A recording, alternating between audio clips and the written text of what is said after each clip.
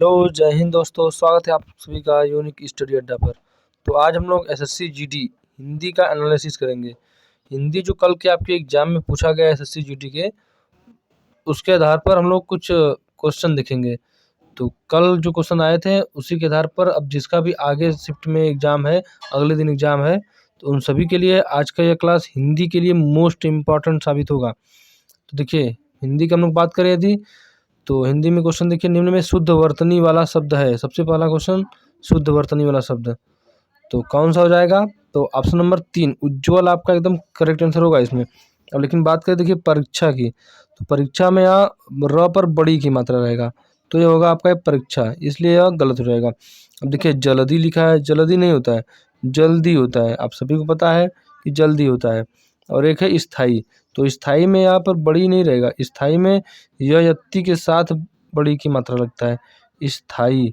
तो इस तरह से स्थाई लिखेंगे आपका, तब एकदम करेक्ट हो जाएगा आपका। तो आपके इस सवाल का करेक्ट आंसर है उज्ज्वल। उज्ज्वल बिल्कुल सही लिखा हुआ है। जो कल का आपका एग्जाम हुआ है, कल और परसों का, उस पर आधारित है।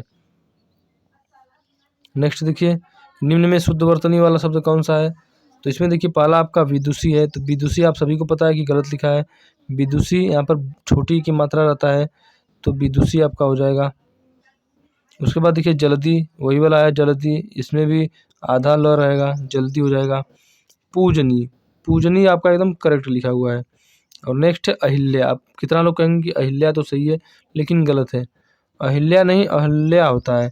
पढ़ते हम लोग अहिल्या है, लेकिन देखिए उच्चारण यदि आप लोग सही करेंगे तो आपका वर्तनी वाला कभी गलत नहीं होगा। तो अहल्या ये आपका इस तरह से लिखा जाएगा, तो एकदम आपका करेक्ट हो जाएगा ये वाला। तो पूजनी एकदम सही लिखा गया है।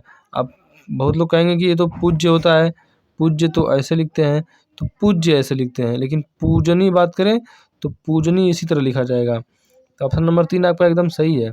इसमें कभी कंफ्यूज मत होइएगा पूज्य और पूजनीय में।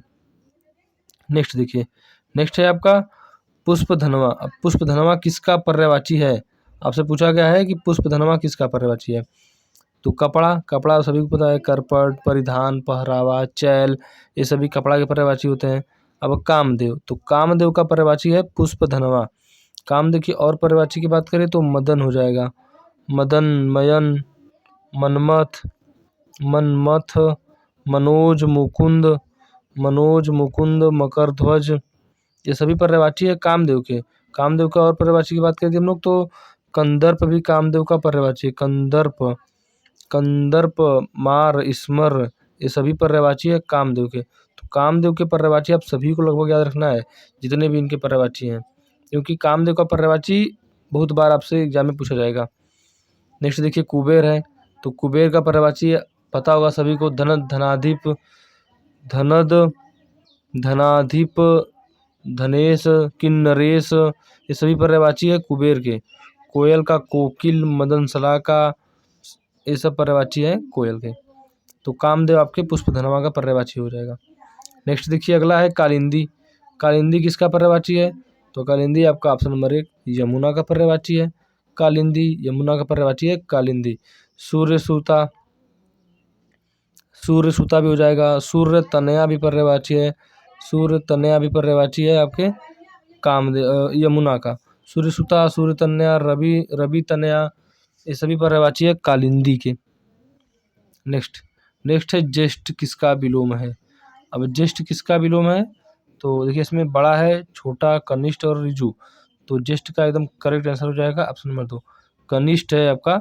ज्येष्ठ का पर्यायवाची कनिष्ठ हो जाएगा। ऋजु की बात करें तो ऋजु का वक्र होता है, ऋजु का वक्र पर्यायवाची होता है।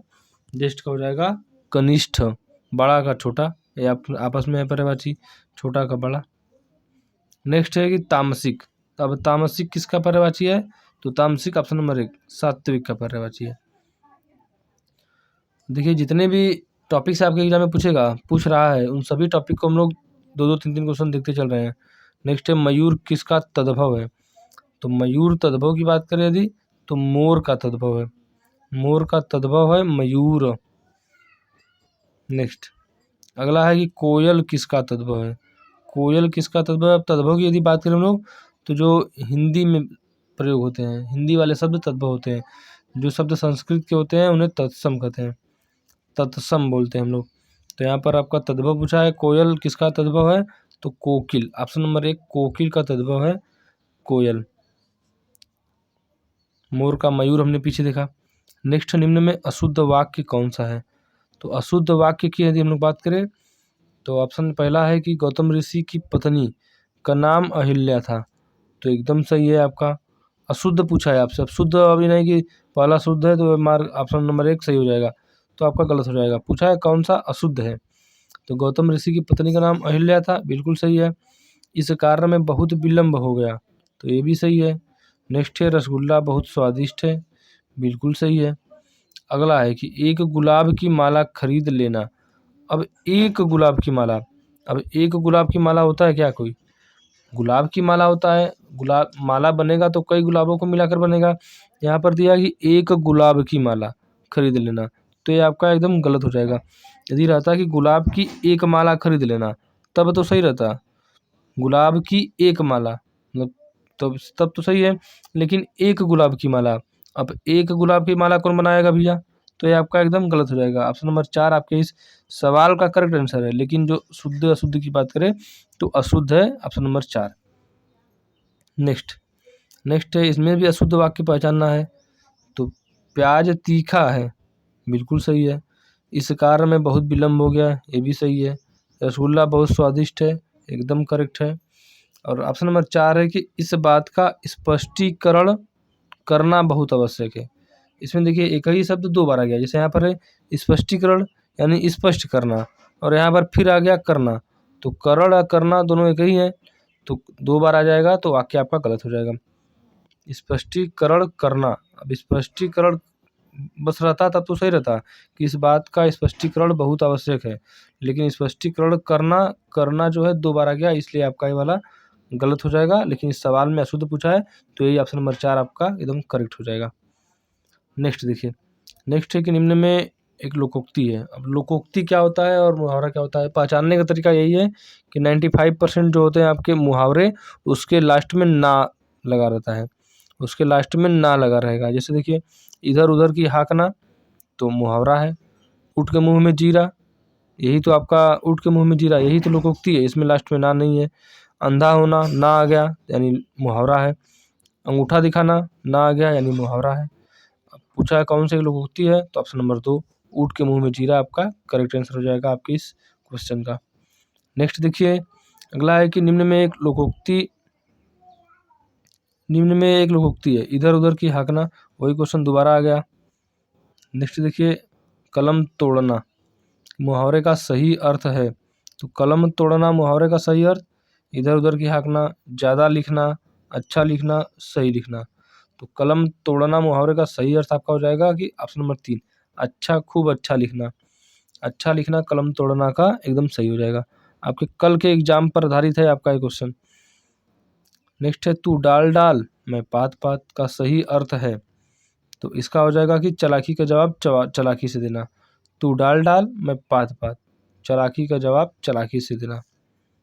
नेक्स्ट देखिए, कान का कच्चा होना मुहावरे का सही अर्थ क्या होगा, तो कान का कच्चा होना सुनी सुनाई बातों पर विश्वास करना, ऑप्शन नंबर 1। चालाकी का जवाब चालाकी से देना, तो तू डाल डाल मैं पात पात पिछला क्वेश्चन था, सुनी सुनाई बातों पर विश्वास करना, कान का कच्चा होना। अगला प्रश्न, सुधा का पर्यायवाची आपको बताना है, तो सुधा किसका पर्यायवाची है, देखिए महादेव यहाँ पर है, तो महादेव, नीलकंठ, चंद्रशेखर, ये सभी पर्यायवाची है महादेव के। वृषभानुजा राधा के पर्यायवाची है, राधा जी इनका पर्यायवाची है वृषभानुजा, क्योंकि इनके पिताजी का नाम वृषभानु था और जा लग जाता है किसी वाक्य में शब्द में तो भानुजा, तो पुत्री हो जाता है, तो वृषभानु की पुत्री थी राधा जी, तो इनके पिता का नाम है वृषभानु, जा लग गया यानी पुत्री वृषभानुजा राधा का पर्यायवाची है। कपड़ा करपट और पट हो जाएगा, करपट, कपड़ा, पहराव, परिधान, ये सभी पर्यायवाची हैं कपड़ा के। अब सुधा पूछा जाएगा, सुधा किसका सही पर्यायवाची है, तो अमृत का पर्यायवाची है सुधा। इसके कुछ अन्य पर्यायवाची की यदि बात करें हम लोग तो सुरभोग भी हो जाएगा, सुरभोग, अमीय, अमी भी है और अमीय भी है, अमीय, सुरभोग, जीवनोदक, जीवनोदक पर्यायवाची है आपके अमृत सुधा का, पीयूष भी पर्यायवाची है आपके सुधा का। तो ये सभी पर्यायवाची हैं सुधा के। तो ये हमारे कुछ प्रश्न थे। इसके बाद आपका 5 क्वेश्चन तो पैसेज से पूछ रहा है, तो पैसेज वाला है क्वेश्चन 5 ठो, तो उसको आप लोग देख लेंगे। तो ये कुछ क्वेश्चन थे जो आपके पिछले परीक्षा में आ रहे हैं, उस पर आधारित थे। इसके बाद हम लोग कल आज जो शिफ्ट होगा उस पर आधारित कल के क्लास में देखेंगे जो प्रश्न आएंगे। तो उम्मीद है मित्रों आज का क्लास आप सभी को पसंद आया होगा। पसंद आया है तो वीडियो को लाइक और शेयर ज़रूर करें, और जो कुछ भी आप चाहते हैं उसे भी कमेंट करें। जय हिंद।